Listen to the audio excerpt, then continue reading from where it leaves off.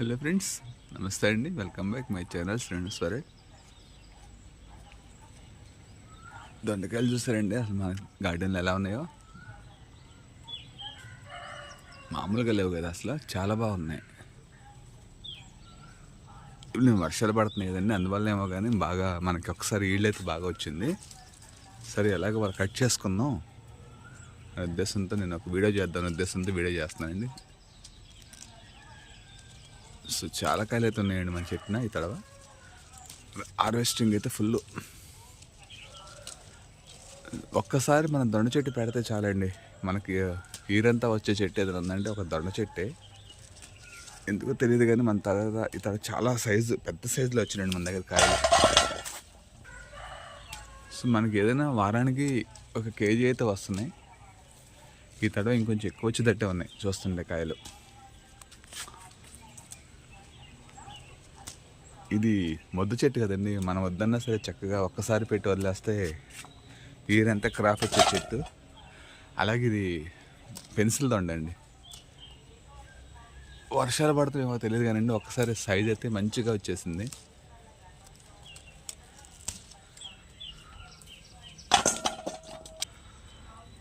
ఇప్పుడు ఏమన్నా మనకి సీజన్లో కూరగాయల రేట్లు చాలా ఎక్కువ ఉన్నాయండి. ఇప్పుడు భయంకరంగా ఉన్న రేట్లు. ఈ టైంలో మనకి ఇలా యూజ్ అవుతున్నాయి. కాయలంతా కూడా రేట్లు ఎక్కువ ఉండటం వల్ల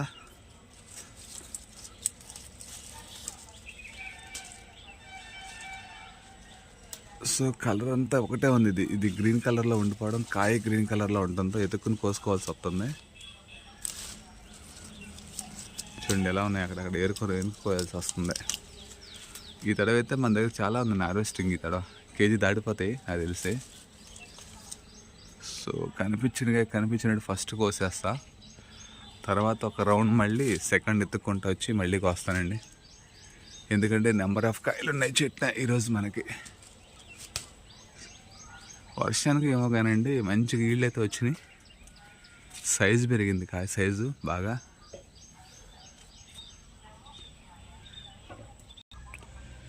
ఈ చెట్టు పెట్టిన దగ్గర నుంచి మనం అయితే నీళ్ళు తెప్పించి ఏమి ఇవ్వలేదండి, కానీ ఎందుకో కానీ మంచి ఈళ్ళు అయితే ఇస్తుంది. ఒక్కసారి అనుకుంటాం మనం రీసెంట్గా ఒక 15 రోజుల క్రితం అయితే ఒక లిక్విడ్ ఒకటి ఇచ్చానండి. అన్ని మొక్కలకి ఇచ్చినప్పుడు మ్యాంగో లిక్విడ్ ఒకటి ఇచ్చానండి దీనికి. అంటే మన గార్డెన్లో మామిడికాయలు పాడైపోతే అదంతా కూడా మ్యాగ్నేట్ చేసి మొక్కలకి ఇచ్చానండి, హెల్త్ కుండీల మొక్కలకి. అది ఇచ్చాను ఒక 15 డేస్ బ్యాక్ అంతే. అప్పటి నుంచి అయితే చూస్తారా ఎలా ఉన్నాయి ఇక్కడ కాయలన్నీ. అప్పటి నుంచి అయితే బాగా వస్తున్నాయి. సైజ్ వచ్చింది ముందు. ఎందుకో ఏమో తెలియదు కానండి, కాయ సైజ్ అయితే కొంచెం మంచిగా వచ్చింది. ఎక్కువ కాయలు వచ్చినాయి. అట్లాగే దొండ చెట్టుకి ఏంటంటే పాకుడు ఎక్కువ ఉండాలి.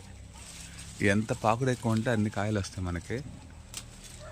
నేనేమో ఒక చిన్న పందిరి వేసాను, పెద్ద పందిరి ఏం కాదులే కానీ ఒక చిన్న పందిరి వేసుకున్నాను. ఆ పందిరేం సరిపోవట్లా. చూడండి ఇప్పటికి ఎన్ని వచ్చినాయో. ఇక్కడి నుంచి అక్కడ దాకా వేసాయి ఈ పెద్ద పందిరి. ఇంత పెద్ద పందిరి కూడా ఇప్పుడు మన దొండ చెట్టు సరిపోవట్లా. ఎందుకంటే అది పాక్కుండా వెళ్ళిపోద్ది కదండి. అది ఎంత పాకితే మనం అంత దొండ చెట్టు అంత పందిరి వేయాలని మనకు అయ్యేది కాదు. చూడండి ఎలా ఉన్నాయి కింద. ఇంకోటి ఏంటంటే ఇది ఎప్పుడు కూడా ఒకటే కలర్లో ఉండదండి, గ్రీన్ కలర్లో ఉంటుంది. చెట్టు అదే కలర్లో ఉంటుంది, కాయలు అదే కలర్తో ఉండటం ఎత్తుక్కునే ఒక పని పెట్టుకుంటామే. ఎందుకంటే కాయలు ఎత్తుకుని కోసుకోవాలి ఇట్లా.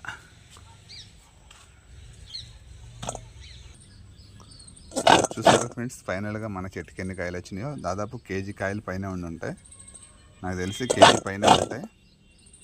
అండ్ చెట్టు చూస్తారు కదా ఎంత పెద్దగా ఉందో. ఇంకా కొయ్యలేక వదిలేస్తాను. నేను చాలా కాయలు వచ్చినాయి అక్కడక్కడ, కానీ నాకు ఇంకా కొయ్యలేక అలా వదిలేస్తాను. చూద్దాం రేపొద్దున వేరే వాళ్ళతో కోపిద్దాం మళ్ళీ. ఎందుకంటే చెట్టు చూస్తారు ఎంత పెద్దగా ఉందో.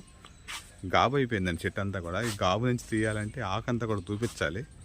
సో ఇలా చూడండి ఎలా ఉంది చెట్టు, ఇదంతా ఎంత పెద్దగా ఉందో వారుగా.